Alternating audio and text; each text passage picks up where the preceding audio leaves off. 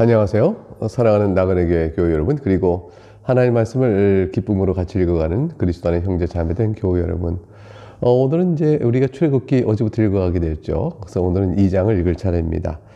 바로는 이스라엘 백성이 점점점 번성되는 것을 몹시 두려워했습니다. 이 바로는 요셉을 알지 못하는 왕이라 됐습니다. 그러니까 애굽의 왕조가 바뀐 것이죠. 일정한 시간이 흘러서 애굽의 왕조는 바뀌었고 그들은 이스라엘 백성의 번성을 몹시 두려워하는 그러한 자로 적대적 관계로 바뀌게 되어집니다. 그러나 그들이 그렇게 해서 이스라엘 번성을 막을 방법은 없습니다. 왜냐하면 애굽에 들어가서 번성하여 가나안 땅으로 나가는 것이 하나님께서 이스라엘 백성을 그곳으로 인도하신 뜻이었거든요. 하나님의 계획 안에 있는 일이죠. 바로가 이스라엘 번성을 막기 위해서 세운 계책은 세 가지로 우리가 1장에서 봤습니다. 하나는 11절에 나오는데 아주 가혹한 노동을 부과하는 것이었죠. 1장 13절 14절에 아주 어려운 노동으로 그들의 생활을 괴롭게 했다. 근데 그것이 효과가 없었습니다. 두 번째 계책은 뭐냐면 산파로 하여금 남자아이를 낳으면 죽이라는 것이었습니다. 그러나 산파들이 지혜롭게 대답을 했죠. 하나님을 믿는 마음이 더 굳건했고 바로 왕을 두려워하지 않았습니다. 그래서 오히려 하나님을 두려워하여 바로 왕의 명령을 어기고 남자들을 살려두는 일이 벌어졌습니다. 그러자 애굽 왕은 그 두 번째 계책도 실패로 돌아갑니다. 세 번째 명령은 뭐냐면 아들이 태어나거든 무조건 나일강에 버리라는 것이었습니다. 이것은 참으로 히브리 산파들은 어쩔 수 없는 것이죠. 낳기 전에 아이를 이렇게 죽이라 하는 것과 이미 출생 다 해버려서 어쩔 수 없습니다라고 했을 때 출산 다 해 안 아이를 이제 나일강에 버리라고 명령을 했습니다. 이집트 백성이 다 감시가 된 것이죠. 저 집에 아이가 크나 안 크나를 다 보는 것이고 애를 몰래 숨겨놓고 키우면 금방 드러나게 되어 있는 것이죠. 그래서 일정한 연령까지는 일정한 기간 동안은 아이를 숨겨 키울 수 있었지만 우는 소리도 또 있고 애가 성장하게 되면 결국 이웃이 자연스럽게 알게 되는 것이니까 이런 상황이 되어지면 이스라엘 백성 가운데서 남자아이를 길러낼 방법이 없는 것입니다. 하나님께서 이런 상황 속에서 어떻게 이스라엘을 보호하고 자신이 약속하신 바를 이루어 가실 수 있을까요? 출애굽기 2장은 그와 같은 맥락 속에서 그 질문에 대한 답을 풀어가는 과정의 첫걸음을 보여줍니다. 물론 2장에서는 그 답이 직접 나오지 않습니다. 그러나 결국에 이루어진 모든 일을 보게 되어지면 결국은 이스라엘 백성의 번성함을 어떻게 붙드시고 또 하나님께서 마침내 이스라엘 백성을 애굽에서 이끌어내시는가, 이런 것들을 이제 보여주는 것이죠. 결국 이제 관계가 뭐로 바뀌냐면 애굽에서 이미 번성해진 이스라엘 백성은 애굽 왕의 억압과 노예로 삼은 이 억압의 굴레 속에서 어떻게 해방되어 나올 것인가. 애굽의 강한 군사력과 통치력이 그들을 노예로 삼아버렸는데 어떻게 저들이 여기서 빠져나올 수 있겠는가. 이것이 이제 결국은 관심의 초점이 되어집니다. 이런 상황에서 이제 하나님의 손길이, 구원의 손길이 이스라엘 백성에 어떻게 주어질 것인가가 오늘 본문의 초점인데 내용을 살펴보도록 하겠습니다. 1절, 레위 가족 중 한 사람이 가서 레위 여자에게 장가들었다. 근데 이제 그 여자가 임신해서 아들을 낳았다. 큰일 난 겁니다. 아들을 낳았으면 어쩌면 좋아요. 근데 그 아이가 너무 잘생긴 거예요. 실제로 잘생겼는지, 엄마 마음에 너무 이쁜 것인지, 그건 뭐 정확히 모르겠지만 너무 잘생겨 석 달 동안 그를 숨겼습니다. 그래서 히브리서 11장 23절에 보게 되면 같은 말씀이 나와요. 믿음으로 모세가 낳았을 때에 죄송합니다. 그 부모가 믿음으로 이 아이가 너무 아름다워서 석 달 동안 숨겼습니다.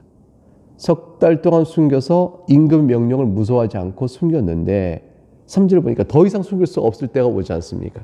그래서 이제 갈대 상자를 가져다가 역청과 나무진을 다 친해서 상자에 물이 스며들지 않도록 보호하여 아이를 거기다가 나일 강과 갈대 사이에 이렇게 두었습니다. 나일 강이 결국 버리라는 대로 버려진 셈이 되어진 거죠. 이것은 하나님의 손길을 바라는 것밖에 의지할 데가 없는 거 아니에요?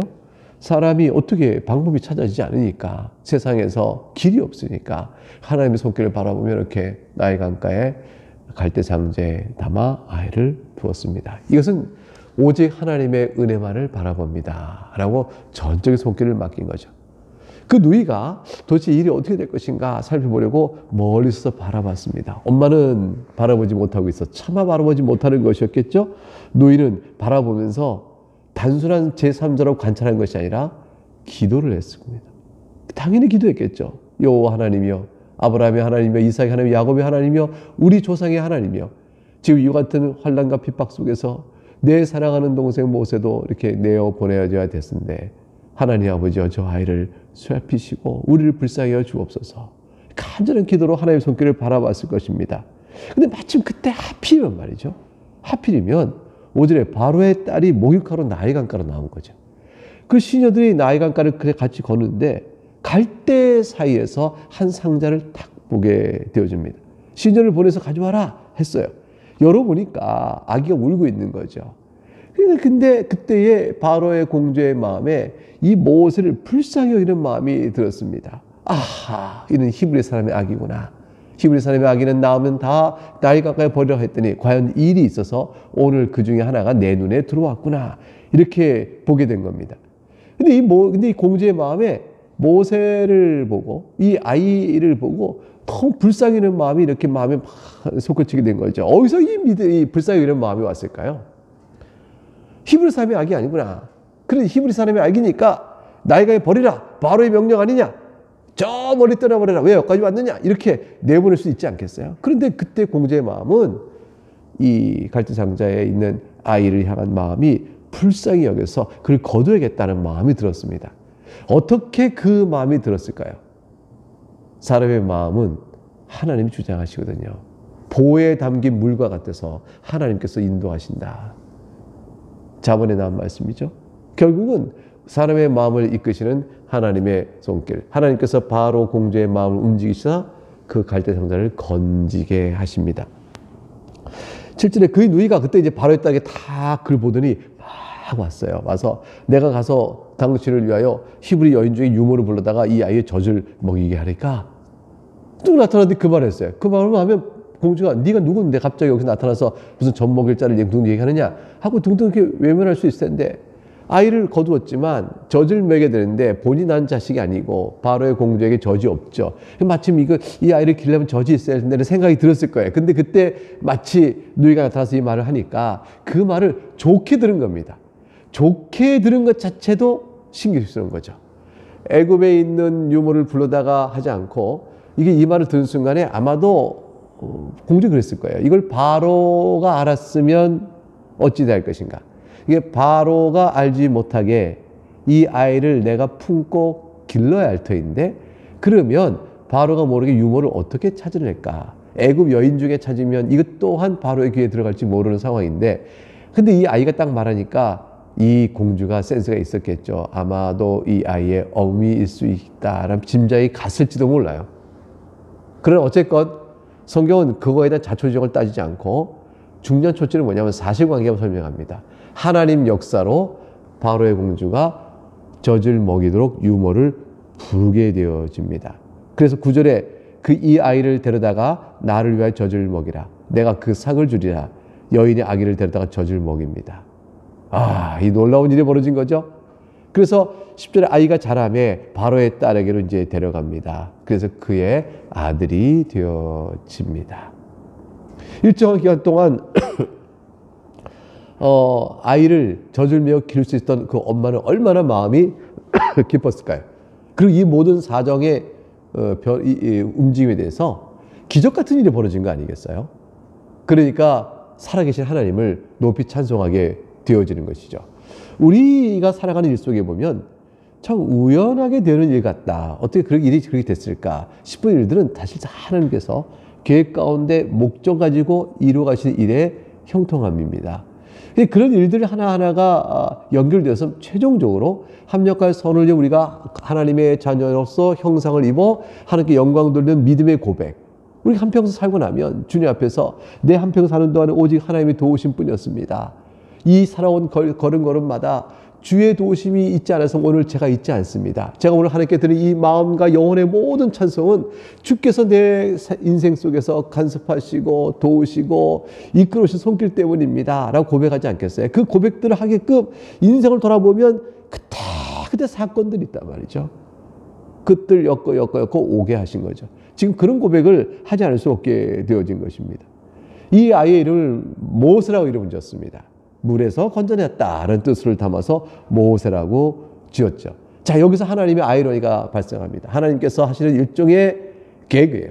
그러니까 악인은 죽이려 하지만 하나님은 그 악인의 죽이고자 하는 방식, 나일 강에 버려라 라고 했던 그 방식을 통해서 모세가 바로궁에 들어가게 하는 그런 역사를 베푸신 것이죠. 물에 던져 죽이라 했으나 모세는 물에서 건진받은 자요. 그리고 나중에 이스라엘 백성을 홍해를 가르며 물에서 나오게 하는 그런 귀한 역사를 하게 되어집니다. 이 모든 것이 물에 던져 죽이라는 바로의 악한 명령에 대해 하나님께 구원의 방식을 행하신 것은 물에서 건지심이요 물을 통과하여 구원받는 일. 그래서 바로의 꾀를 정면으로 무력화시켜버리는 방식으로 구원을 이루시죠. 이게 하나님께서 행하시는 놀라운 일입니다. 방주는 우리가 이제 창세기 7장에 나오는 노아의 방주의 그 단어나 갈대상자를 표현한 단어가 똑같습니다. 역청으로 방주를 칠한 것처럼 여기서도 또한 역청으로 칠했다 이렇게 되어 있죠.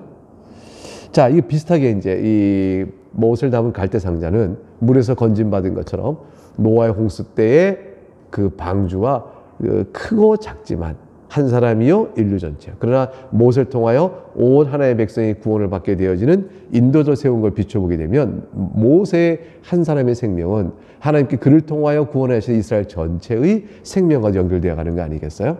노아의 방주의 하나의 백성 전체, 갈대상자의 한 생명을 통하여 하나님 백성이 연결되어지는 한 무리의 구원의 역사. 하나님께서 그런 계획을 세우시고 이끌어 가시고 대조를 이루어 우리에게 그 뜻을 보이고 계십니다. 이제 11절에 보니까 모세가 이제 장성합니다. 근데 한 번은 자기 형제들에게 나가서 이렇게 보니까 자기 형제들이 나갔다니까 자신이 모세는 히브리인 줄 알고 있는 거죠. 히브리 형제들에게 나가보니 고되게 노동을 하는 겁니다. 마음이 아프죠. 근데 어떤 애굽 사람이 히브리 사람, 그 자기 형제를 탁 치는 걸 본 겁니다. 이걸 치는 걸 보니까 이 모세의 마음이 견딜 수 없었던 거죠. 그래서 모세가 결국 큰일을 저지르게 됩니다. 그것은 뭐냐 12절에 좌우를 살펴보고 사람 없으니까 그만 그 애굽 사람을 쳐서 죽여버립니다. 그리고 모래 속에 감춥니다. 아마도 이게 칠 때 죽일 의도로 친 건지 아니면 쳤는데 결국 죽게 된 건지 알 수 없지만 그것도 하나님 섭리죠. 하나님께 이 상황 속에서 애굽 사람을 치도록 모세에게 마음을 격분함을 주시고 근데 그때 그게 죽는 거예요. 모세가 죽일 의도로 치지는 않았을 거예요. 그게 죽는 겁니다. 하나님의 섭리가 여기 있는 거죠. 그래서 모래 덮어버리고 짐짓 모른 척 넘어가려고 하는데 이튿날 다시 가서 두 히브리 사람이 서로 싸우니까 그 잘못한 사람에게 어찌하여 동포를 치느냐 서로 협력하여 사랑하고 지내라 이렇게 모세가 간섭해 들어왔습니다. 모세가 이렇게 다시 간섭해 들어오자 모세 행동을 통하여 14절에 누가 너를 우리를 다스리는 자와 재판을 삼았느냐 이렇게 말한 순간 모세가 얼마나 놀랐겠어요. 네가 애굽 사람을 죽인 것처럼 나도 죽이려느냐 이렇게 말하니까 아하 아무도 모르게 했다고 쳤지만 자기 행동을 본 히브리 사람이 있고 그렇다면 또 애굽 사람도 있을 거고 이 소식이 바로에게까지 들리겠구나 라는 생각이 바로 갖게 되어진 것이죠. 그러니까 모세는 애굽의 모든 보화보다 그리스도를 위하여 받는 수모를 더 큰 제물로 여김으로 이렇게 이스라엘 백성을 구원하고자 하는 열심으로 나왔죠. 이게 히브리서 11장 26절 이렇게 나와요. 그리스도를 위하여 받는 수모를 애굽의 모든 보화 더 큰 제물로 여겼다 이렇게 나옵니다. 그러니까 모세의 이 열심은 오직 그리스도를 향한 마음이었습니다. 이 그리스도를 향한 마음이라는 것은 아브라함의 언약을 바라보는 것이었어요. 그러니까 모세는 아브라함과 이삭과 야곱으로 이어지는 그 언약의 이해를 마음속에 신앙으로 갖고 있었던 사람이라고 볼 수 있습니다. 야곱이 가나안 땅에 묻히고 그렇게 있던 내용도 알고 있는 사람이죠. 그러니까 모세는 믿음 안에서 하나님의 구원을 바라보고 오실 아브라함이 봤던 그 예수님 오실 메시아를 바라보는 마음으로 자신도 있었다 이렇게 볼 수가 있을 것입니다. 그래서 이스라엘 백성들에게 구원자가 되어야겠다 이렇게 생각하고 자신이 그 역할을 맡을 거라고 나름대로 애굽의 왕자로 세운 것이 바로 이것을 위함이 아니겠느냐 그렇게 생각을 했을 거예요. 그러니까 나가서 히브리 백성들 보고 왜 싸우냐 다투냐 이렇게 말하면서 일정한 시간이 되어지자 자신이 일할 때가 된 듯이 나서게 된 거죠. 그러나 14절에 네가 애굽 사람을 죽인 것처럼 나도 죽이려느냐 이 말 듣자 모세가 갑자기 두려움이 확 오게 됩니다. 일이 털로 났구나 싶어서 15절 바로가 이 일을 듣고 모세를 죽이고자 찾는지라. 그러니까 결국에 탈로가 났구나 싶었는데 과연 이 소식이 애굽 사람 귀에 들어가 바로에까지 들어가니까 바로가 모세를 찾은 겁니다. 모세를 찾아서 이 어찌 된 것이냐 신문하고 거기에 대한 합당한 이제 벌을 내리겠죠.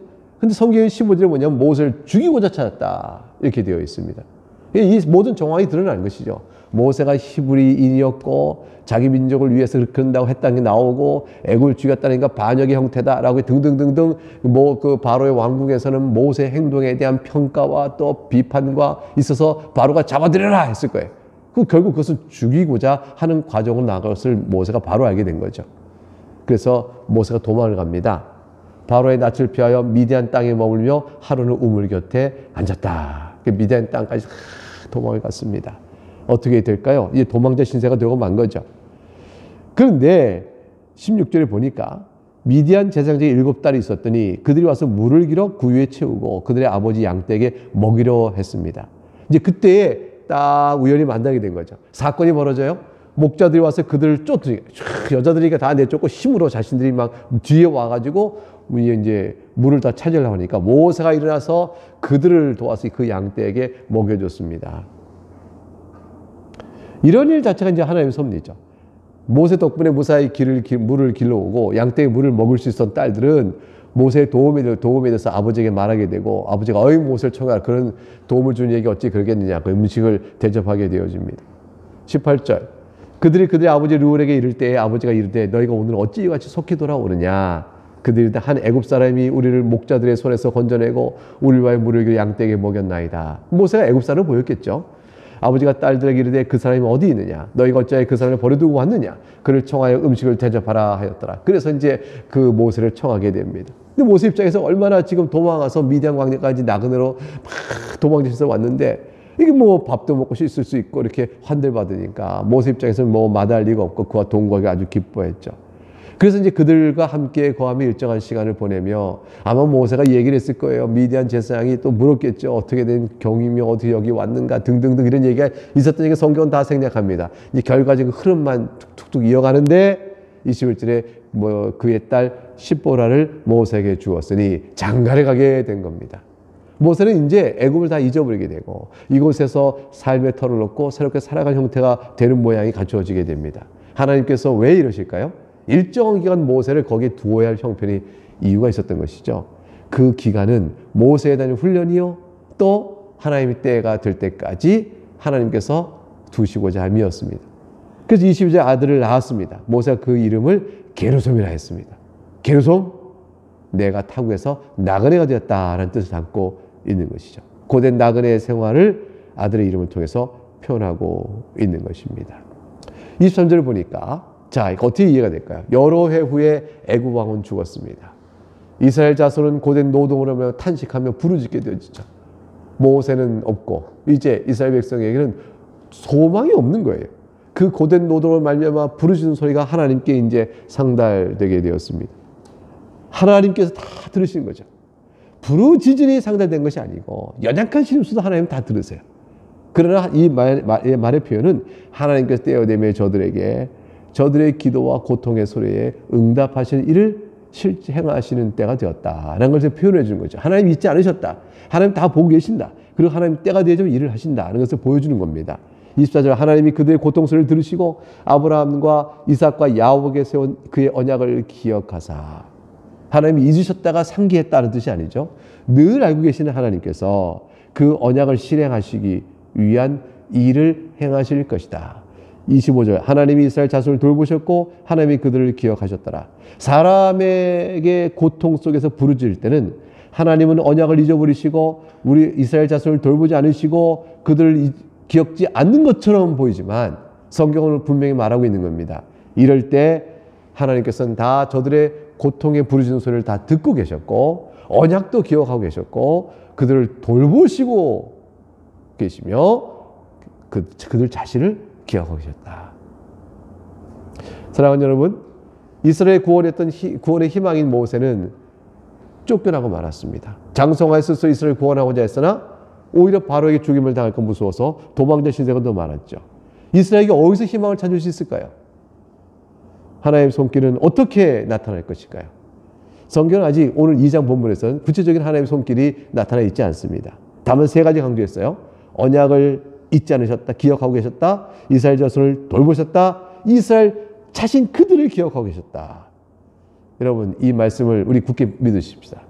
예수 그리스도 안에서 하나님 자녀된 우리들을 하나님께서는 그리스도 안에서 믿는 자를 구원하신다는 언약을 항상 기억하고 계십니다. 우리를 그 믿음 안에서 돌보십니다. 우리 살아가는 인생길을 결코 잊지 않으시고 기억하고 계십니다. 여러분을 기억하고 계십니다. 여러분 인생 속에서 하나님 오늘 붙드시는 믿음 가운데서 어떻게 오늘 하루도 또 어제도 또 앞으로 내일도 우리를 어떻게 기억하시고 돌보시고 이끌어 가신가를 또 하나님 감사합니다 고백하면서 살펴보면서 감사의 찬송을 내어드리는 우리 믿음의 생활을 하루하루 또 이어갈 수 있기를 바라겠습니다. 오늘 여기까지 읽겠습니다. 내일 다시 살피겠습니다. 감사합니다. 샬롬.